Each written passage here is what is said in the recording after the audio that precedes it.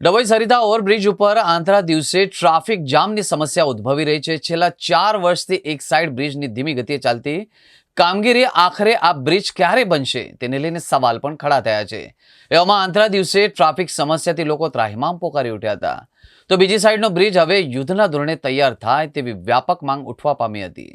ડભોઈ નગરમાં વડોદરા ડભોઈ અને ડભોઈથી statue of unity તેમજ રાજપીપળા, શિનોર, ચાંદોદ, કરનાળીને જોડતા મુખ્ય માર્ગ ઉપર છેલ્લા 3 વર્ષથી સરિતા ક્રોસિંગ ઉપર ઓવરબ્રિજ 4 ટ્રેક બનાવવાની કામગીરી ચાલુ છે.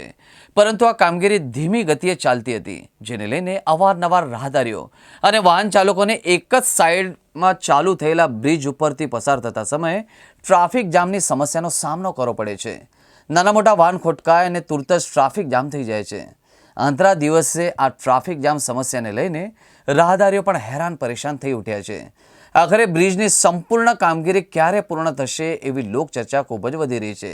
એવામાં હજુ તો એક ઓવરબ્રિજને શિનોર 4 રસ્તા પાસે મંજૂરી મળી છે, તો તે ક્યારે કામ શરૂ થશે અને તેને લઈને પણ સવાલો ઊભા થયા છે.